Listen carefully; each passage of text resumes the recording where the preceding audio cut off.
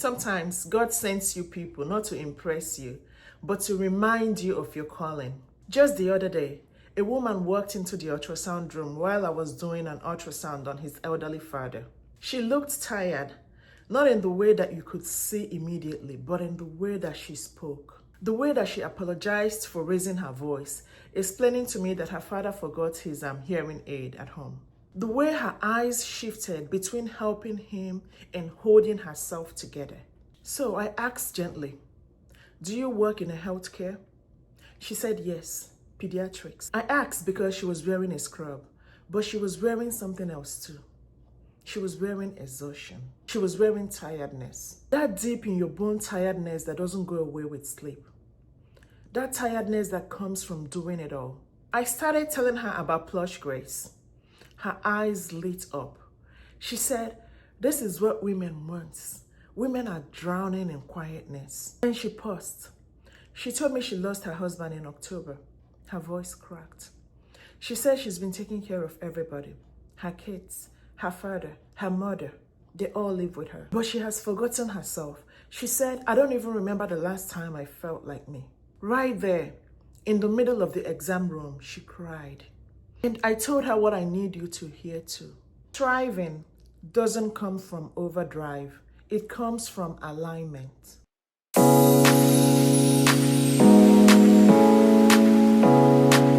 Welcome to Plush Grace, where we speak the unspoken and hold space for the working moms. Moms who are tired. Moms who are rising. Mom who wants more but feel guilty for even thinking of it.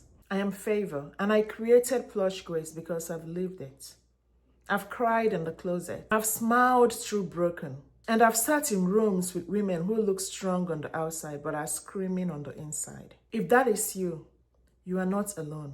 Today we are talking about the guilt you feel when you dare to want more and why it's time to let it go. Now let's start with the silent enemy, the "I should be grateful, right?" That's the voice mom's guilt whispers. You have kids, a job, a roof, a husband, a life that other people want. So how dare you want more? But here is the truth, mama. Wanting rest doesn't mean you are ungrateful. Wanting purpose doesn't mean you don't love your children. Wanting alignment doesn't mean you are abandoning your family. It means you are a human, and somewhere between changing diapers, punching clocks, helping your parents, holding marriages together, you forgot you are allowed to dream too. Now let's go back to that woman in the beginning of my story. She has a 22-year-old daughter. She's done with the little years. But now she's back in the trenches, this time caring for her aging parents. She told me, "I thought it would get easier, but now it's getting heavier." I looked at her and said, "You are doing a holy work, but you don't have to lose yourself in the process, and neither do you. You don't have to lose yourself in the process." How do you let go of mom's guilt without letting go of yourself? Name your desire without shame. Say it out loud. "I want to write. I want to grow my business. I want to rest." God gave it to you.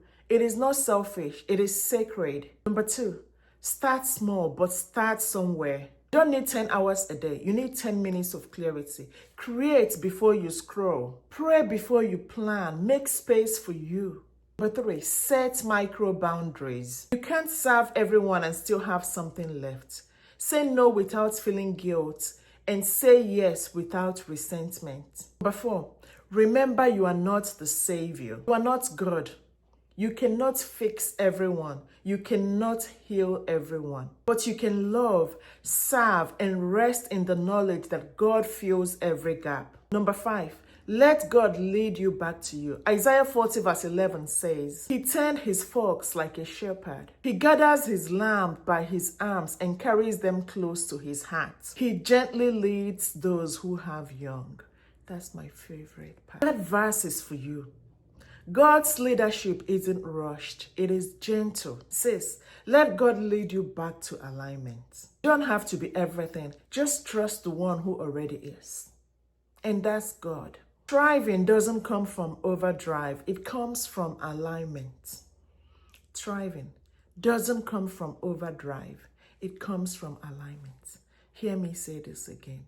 Thriving doesn't come from overdrive. It comes from alignment. Always remember, softness doesn't mean weak.